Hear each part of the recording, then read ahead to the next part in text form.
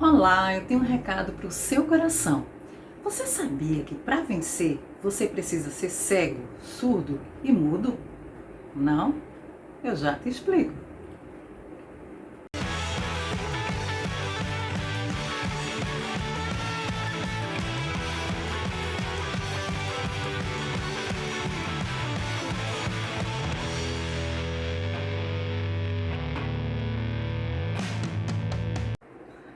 Olá, sejam bem-vindos ao canal Guarde no Coração e Viva. Eu tenho sim um recado para o seu coração, mas antes eu quero pedir para você se inscrever aqui no canal, ativar o sininho para receber as notificações, curtir, comentar, dar aí o teu like. Ao final, se você quiser, deixa aí o teu pedido de oração, participe ativamente, tá bom? Vamos lá. Eu disse que para você vencer, você precisa ser cego. Mas que tipo de cegueira? Nesse caso aqui, nós temos dois tipos de cegueira. A primeira, você deve ser cego para as circunstâncias negativas. Anota aí. Em Salmos 119, 37 está escrito: Desvia meus olhos das coisas inúteis, faze-me viver nos caminhos que traçaste. Agora veja, o que é uma coisa inútil? É algo que não me serve para nada, né? Não vai me fazer nenhum bem, é isso? Eu vou te dar um exemplo. Todo problema que a gente leva a Deus em oração é algo que a gente não está conseguindo resolver, correto? Então, ficar olhando para esses problemas, a gente não vai resolver, isso vai causar ansiedade e no final a gente não vai resolver nada. E não só isso, é algo muito perigoso ficar olhando o tempo todo para os problemas. Vamos voltar aos Salmos 119, 37. O salmista diz: Desvia meus olhos das coisas inúteis. Quando o salmista pede a Deus, desvia meus olhos das coisas inúteis, é porque ele não está conseguindo desviar os olhos dos problemas, das circunstâncias difíceis. Eu já ouvi muitas pessoas dizerem que não conseguem deixar de se preocupar. Se este é seu caso, então isto é um motivo de oração. E é por isso que ele continua dizendo: Faze-me viver nos caminhos que traçaste. Ele diz isso porque enquanto ficarmos olhando para essas coisas inúteis, os problemas, as situações difíceis, nós não vamos viver o que Deus tem para nós. Como nós vamos viver as promessas de Deus sem fé? E por falar em fé, outro tipo de fé que você deve ter é uma fé cega. E o que é uma fé cega? É uma fé inabalável. Você está passando por situações difíceis, mas você não olha as circunstâncias, você olha para Deus. Anota aí. Em Hebreus 11:1 diz: Ora, a fé é o firme fundamento das coisas que se esperam e a prova das coisas que se não veem.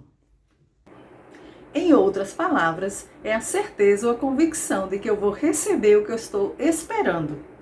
Eu acredito que eu vou receber o que eu estou pedindo a Deus em oração, mesmo que eu não veja nenhum sinal, absolutamente nada. Alguns exemplos. Você pode estar com um problema no casamento, isso é incômodo, isso dói, mas você não olha para isso, você ora por isso. Ou você pode ter perdido o emprego, a situação em casa está difícil, mas você também não olha para isso, você continua orando por isso. Outro exemplo é alguém da família está doente, ou você mesmo está doente, o médico deu algum diagnóstico que não é agradável, mas você mesmo assim, você crê, você ora de que haverá a cura. Ou então você pode ter até um filho nas drogas, isso é muito difícil, você ora por isso, você não vê nada de bom acontecer, às vezes até piora a situação, mas você jejua, você ora, você acorda de madrugada para orar, e aí quando você menos espera, quando você vê, está bem diante dos seus olhos a resposta que você tanto espera. Quem crê nisso, pode dizer aí um amém? Continuando, para vencer, nós devemos ser surdos, devemos tapar os nossos ouvidos. Agora, Nós devemos ser surdos a quê ou a quem? Nós devemos ser surdos para as palavras de desânimo. Então, muitas vezes nós temos um sonho e aí nós contamos esse sonho a alguém. E aqui eu quero abrir um parêntese que os nossos sonhos nós não devemos contar a todo mundo. Mas isso aqui é o outro tópico que eu vou falar depois. Voltando, você tem um sonho, você conta esse sonho a alguém, aí essa pessoa de repente diz assim: ah, não, isso aí não vai dar certo. Ah, isso aí não é para você. Mas será que vai dar certo? Ou seja, chega, coloca um será aí no seu sonho e você já começa a duvidar. É um verdadeiro balde de água fria, como se diz o negócio, né? Então, assim, uma palavra negativa, ela pode apagar o seu sonho, né? O balde de água fria vai lá e apaga o sonho. Então, a gente deve ter muito cuidado. Quando alguém chegar para falar para você esse tipo de coisa, seja surdo. Feche os ouvidos, não ouça. Seja surdo também para as ofensas, para pessoas que dão maus conselhos. Sabe aquelas pessoas que não sabem conduzir nem a própria vida? Aí começa a te dizer: eu faria isso, eu faria aquilo. Ah, se fosse comigo eu faria desse jeito. Simplesmente seja surdo. Sabe, seja surdo para o que não te edifica, não vai te fazer bem, não vai atrapalhar a tua caminhada. Sabe por quê? Porque isso não é o que Deus pensa sobre você. Não é o que Deus diz sobre você. Não é o que Deus tem para você. Veja o que está escrito em Jeremias 29:11. Anota aí.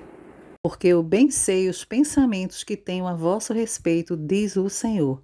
Pensamentos de paz, não de mal, para vos dar o fim que esperais. É isso que Deus diz sobre você. É isso que Deus pensa sobre você.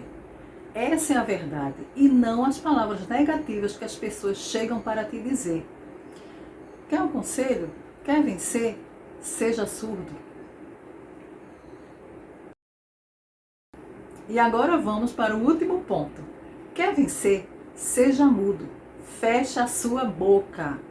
E eu não estou dizendo aqui que você não deve se expressar. Não é isso que eu estou dizendo. Mas eu estou dizendo que quando você for dizer algo, você deve usar sabedoria. Você deve ser prudente, você deve ter cautela quando você for falar. Anota aí. Em Provérbios 18:21 diz: a morte e a vida estão no poder da língua, e aquele que ama comerá do seu fruto. Traduzindo, com nossas palavras nós abençoamos ou amaldiçoamos, nós encorajamos ou desencorajamos, nós edificamos ou nós destruímos. As nossas palavras têm consequências positivas ou negativas, para nós ou para quem ouve. Portanto, devemos ter muito cuidado. Deixa eu te dar um conselho, esse aqui você pode ouvir. Pare de contar seus sonhos para todo mundo. Muitas pessoas torcem contra você e você nem imagina. Sabia disso? Assustador, né?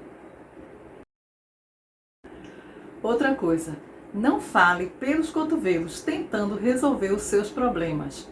Tem um ditado que diz: fulano fala pelos cotovelos, ou seja, fala demais, parece até que engoliu um rádio. Vamos pegar como exemplo a famosa DR. Pois é, discutir relação. As mulheres sabem do que é que eu estou falando, apesar que tem alguns homens que também gostam de discutir relação. Mas você sabia que discutir relação não resolve nada? Pois é, não desanimando, mas resolve no início, resolve naquele momento, durante um pequeno período, mas lá na frente nós vamos ter que fazer novamente uma DR. Você sabia disso? Sabe por que não resolve? Porque nós não temos o poder de mudar ninguém, nem a nós mesmos. Esse poder pertence a Deus. Anota aí. Em 1 Pedro 3:1 diz: do mesmo modo, mulheres, sujeitem-se a seus maridos, a fim de que, se alguns deles não obedecem à palavra, sejam ganhos sem palavras, pelo procedimento de sua mulher. Isso mesmo, a mulher ganha o marido sem palavras, sem dizer absolutamente nada, apenas pelas atitudes. Anota aí outro versículo.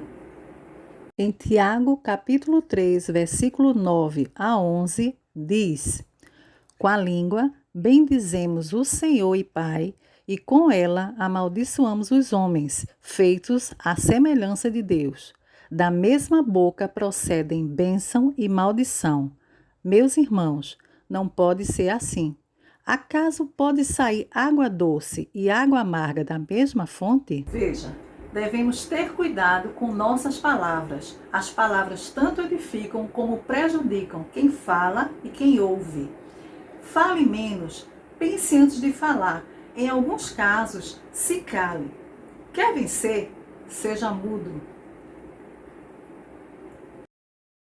Bom, essas são dicas, como se diz, de milhões, mas não porque são minhas palavras, mas tem fundamento na palavra de Deus. Existem muitos outros versículos que estão ligados a esse tema que eu estou trazendo, mas aqui não dá para a gente abordar todos. Eu coloquei lá na descrição, depois você dá uma olhada, lê esses versículos, medita, pensa a respeito. Esse é o recado que eu tenho para o seu coração. Se você entendeu, guarde no coração e viva!